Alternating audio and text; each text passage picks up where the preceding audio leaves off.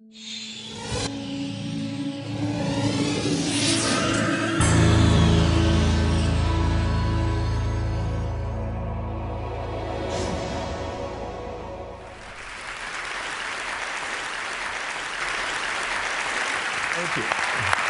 I have to tell you, I'm both challenged and excited. My excitement is I get a chance to give something back. My challenge is the shortest seminar I usually do is 50 hours. And I'm not exaggerating. I do weekends, and what I do more than that, obviously, coach people, but I'm into immersion, because how'd you learn language? You didn't learn it by just learning principles. You got in it, and you did it so often that it became real. And the bottom line of why I'm here, besides being crazy mofo, is that I'm really in a position, I'm not here to motivate you, obviously. You don't need that. And a lot of times, that's what people think I do, and it's the furthest thing from it. What happens, though, is people say to me, well, I don't need any motivation. And I say, well, that's interesting. That's not what I do. I'm the why guy. I don't know why you do what you do. What is your motive for action? What is it that drives you in your life today, not 10 years ago, or are you running the same pattern? Because I believe that the invisible force of internal drive activated is the most important thing in the world. I'm here because I believe emotion is the force of life. All of us here have great minds. You know, most of us here have great minds, right? I don't know if I'm in the category, but we all know how to think. And with our minds, we can rationalize anything. We can make anything happen. We can, I agree with what was described a few days ago about this idea that people work in their self-interest. But we all know that that's bullshit at times. You don't work in your self-interest all the time. Because when emotion comes into it, the wiring changes in the way it functions. And so it's wonderful for us to think intellectually about how the life of the world is, and especially those who are very smart. We can play this game in our head, but I really want to know what's driving you. And what I'd like to maybe invite you to do by the end of this talk is explore where you are today for two reasons. One, so that you can contribute more. And two, so that hopefully we can not just understand other people more, but maybe appreciate them more and create the kinds of connections that can stop some of the challenges that we face in our society today. They're only going to get magnified by the very technology that's connecting us, because it's making us intersect. And that intersection doesn't always create the view of everybody now understands everybody and everybody appreciates everybody.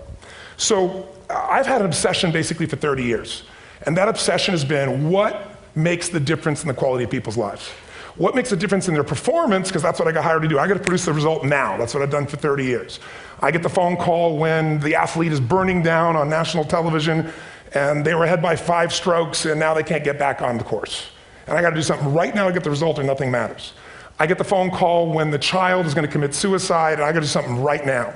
And in 29 years, I'm very grateful to tell you I've never lost one in 29 years. It doesn't mean I won't someday, but I haven't done it. And the reason is an understanding of these human needs that I want to talk to you about. So when I get those calls about performance, that's one thing, like how do you make a change? But also, I'm looking to see what is it that's shaping that person's ability to contribute, to do something beyond themselves.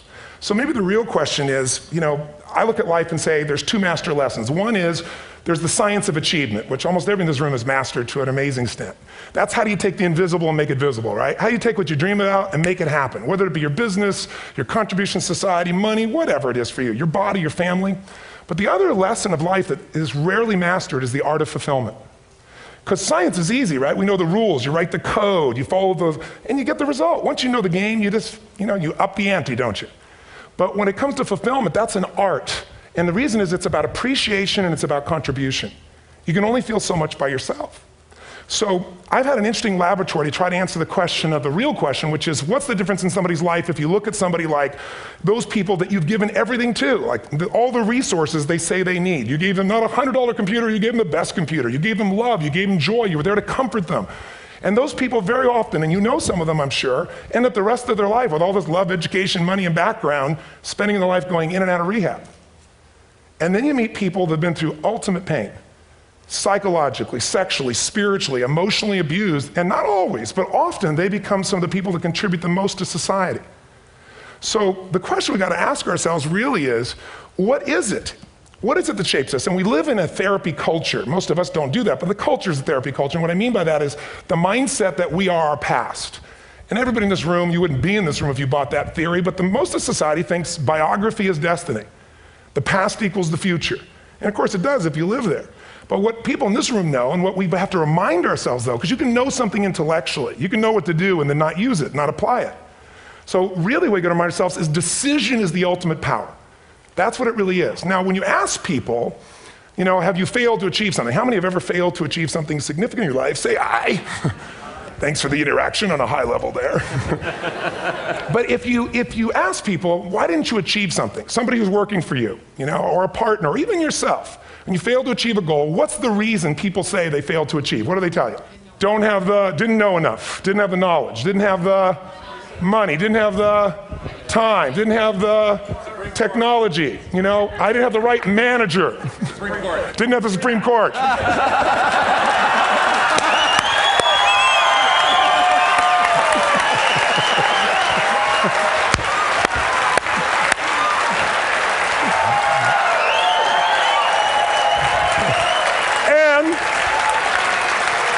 And what do all those, including the Supreme Court, have in common? They are a claim to you missing resources. And they may be accurate. You may not have the money. You may not have the Supreme Court. But that is not the defining factor.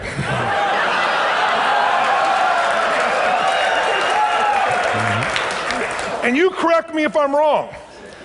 The defining factor is never resources, it's resourcefulness. And what I mean specifically, rather than just some phrase, is if you have emotion, human emotion, something that I experienced from you day before yesterday at a level that is as profound as I've ever experienced, and if you'd communicated with that emotion, I believe you would have beat his ass and won.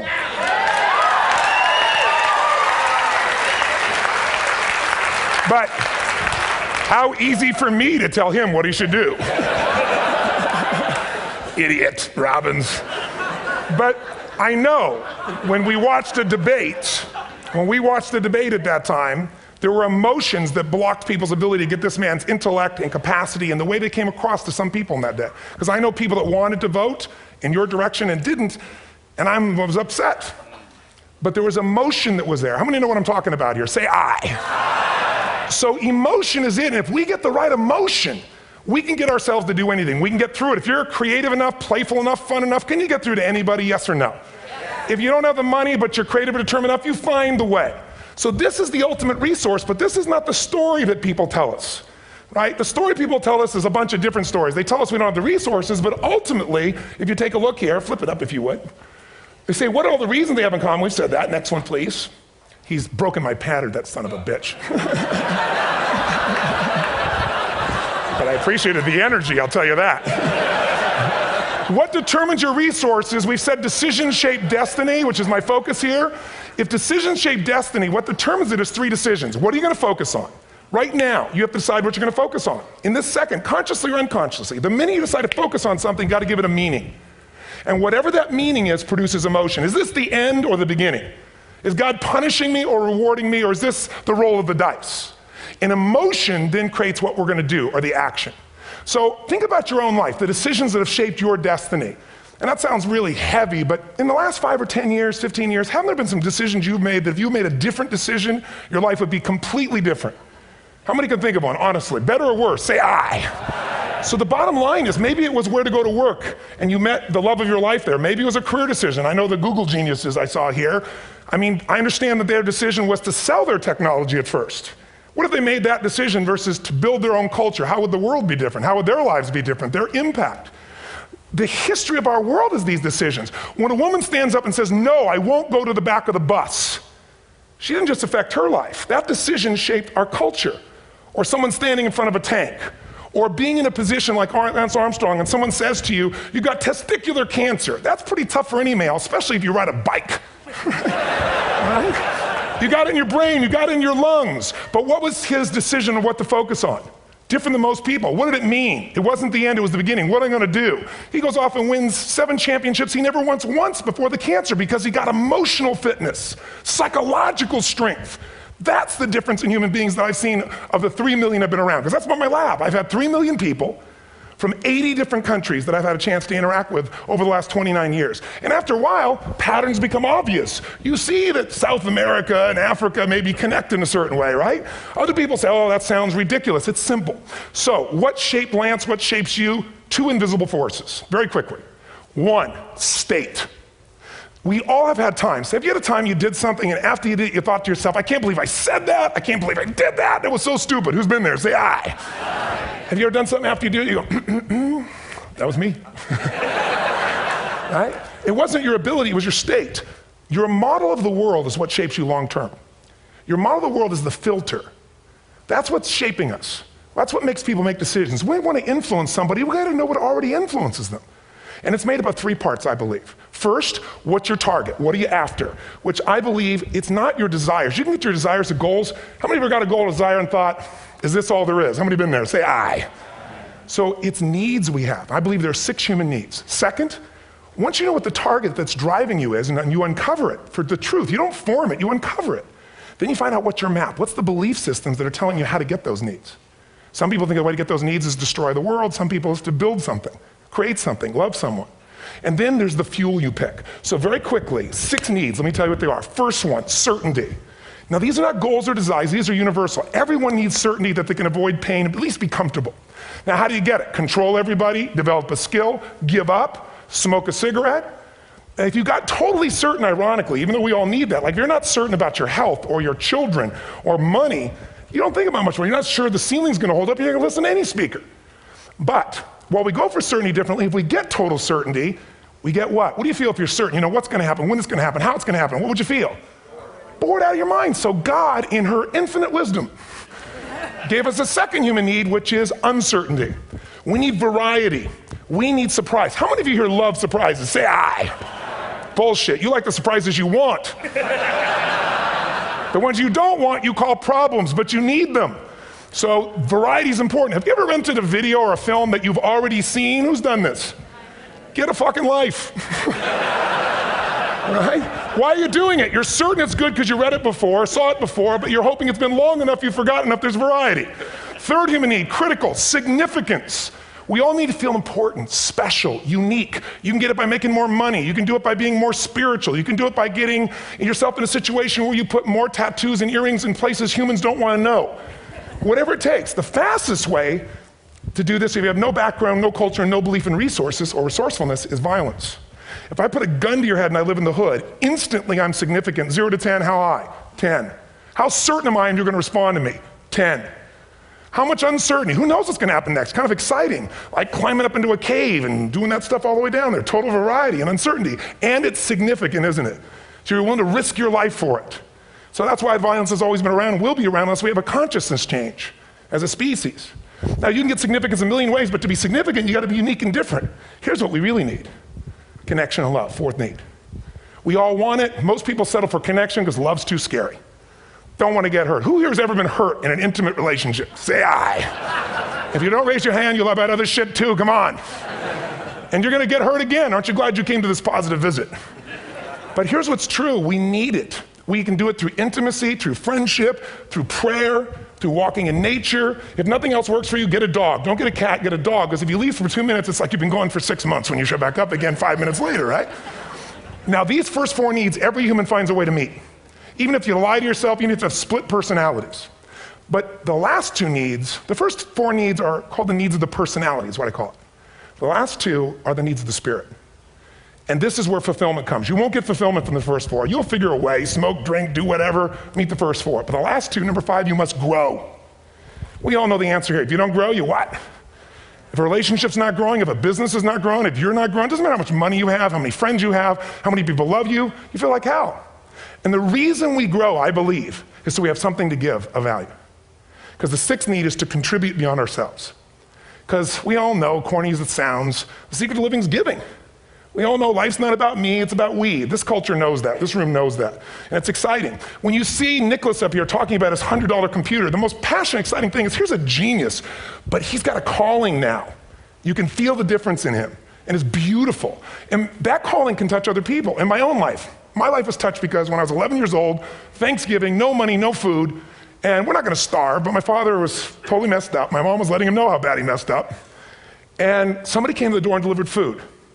My father made 3 decisions. I know what they were briefly. His focus was, this is charity. What does it mean? I'm worthless. What do I gotta do? Leave my family, which he did. The time, one of the most painful experiences of life. My 3 decisions gave me a different path. I said, focus on, there's food, what a concept. You know? Second, but this is what changed my life. This is what shaped me as a human being. Somebody's gift, I don't even know who it is. I thought, my father always said, no one gives a shit. and all of a sudden somebody I don't know, they're not asking for it, this is giving our family food, looking out for us. It made me believe this. What does it mean? That strangers care. And what that made me decide is if strangers care about me and my family, I care about them. What am I gonna do? I'm gonna do something to make a difference. So when I was 17, I went out one day on Thanksgiving. It was my target for years, have enough money to feed 2 families. Most fun thing I ever did in my life, most moving. Then next year I did 4, and I didn't tell anybody what I was doing. Next year, 8. I wasn't doing it for brownie points, but after 8, I thought, shit, I could use some help. So sure enough, I went out, and what did I do? I got my friends involved, and I grew companies, and then I got 11 companies, and I built a foundation. Now, 18 years later, I'm proud to tell you, last year we fed 2 million people in 35 countries through our foundation, all during the holidays, Thanksgiving, Christmas, in all the different countries around the world. It's been fantastic. Thank you. So I don't tell you that to brag, I tell you because I'm proud of human beings because they get excited to contribute once they've had the chance to experience it, not talk about it. So finally, I'm about out of time, the target that shapes you, here's what's different about people. We have the same needs, but are you a certainty freak? Is that what you value most, or uncertainty? This man here couldn't be a certainty freak if he climbed through those caves. Are you driven by significance or love? We all need all 6, but whatever your lead system is tilts you in a different direction. And as you move in a direction, you have a destination or destiny. The second piece is the map.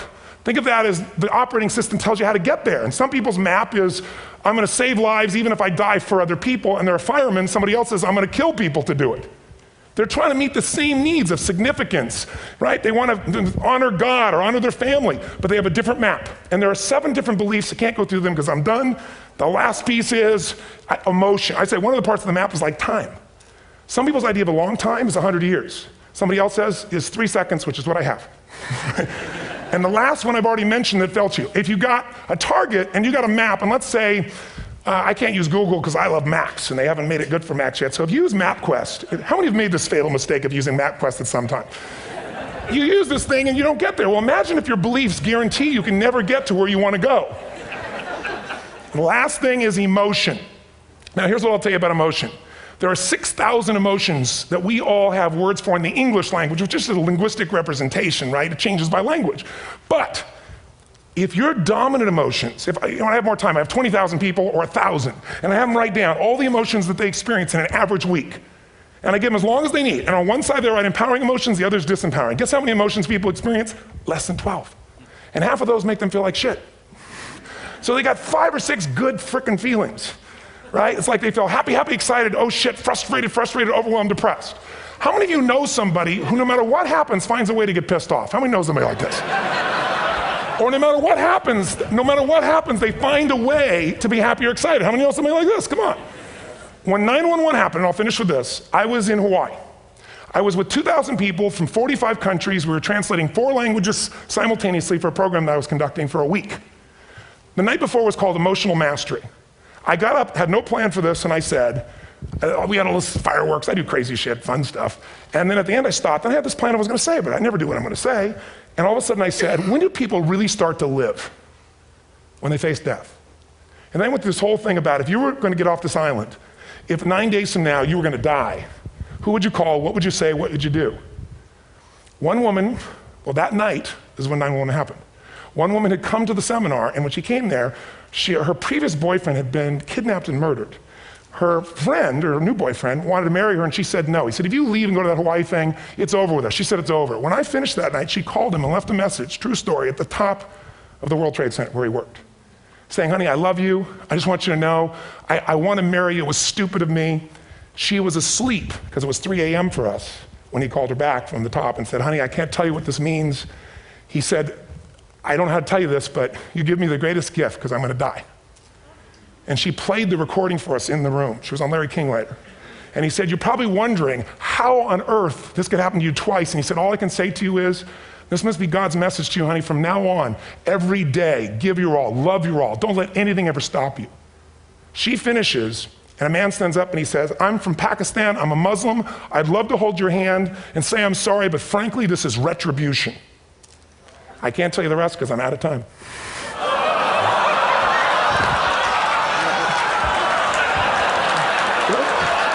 Are you sure? Finish the story. 10 seconds. 10 seconds, no, I want to be respectful. 10 seconds, all I can tell you is I brought this man on stage with a man from New York who worked in the World Trade Center, because I had about 200 New Yorkers there. More than 50 lost their entire companies, their friends, marking off their Palm Pilots. One financial trader, this woman made of steel, bawling, 30 friends crossing off that all died. And what I did to people is said, what are we going to focus on? What does this mean, and what are we going to do? And I took the group and got people to focus on, if you didn't lose somebody today, your focus is going to be how to serve somebody else. There are people, the woman got up and she was so angry and screaming and yelling. They found she wasn't from New York, she's not an American, she doesn't know anybody here. I said, you always get angry? She said, yes. Guilty people got guilty, sad people got sad. And I took these two men and did what I call an indirect negotiation. Jewish man with family in the occupied territories from New York who would have died if he was at work that day. And this man who wanted to be a terrorist, and made it very clear. And the integration that happened is on a film, which I'll be happy to send you, so you can really see what actually happened instead of my verbalization of it. But the two of them not only came together and changed their beliefs and models of the world, but they've worked together to bring, for almost 4 years now, to various mosques and synagogues, the idea of how to create peace. And he wrote a book, which is called My Jihad, My Way of Peace. So transformation can happen. So my invitation to you is this. Explore your web, the web in here. The needs, the beliefs, the emotions that are controlling you, for two reasons. So there's more of you to give. Achieve too, we all want to do it, but I mean give, because that's what's going to fill you up. And secondly, so you can appreciate, not just understand, that's intellectual, that's mind, but appreciate what's driving other people. It's the only way our world's going to change. God bless you, thank you, I hope this will serve. Anthony Robbins.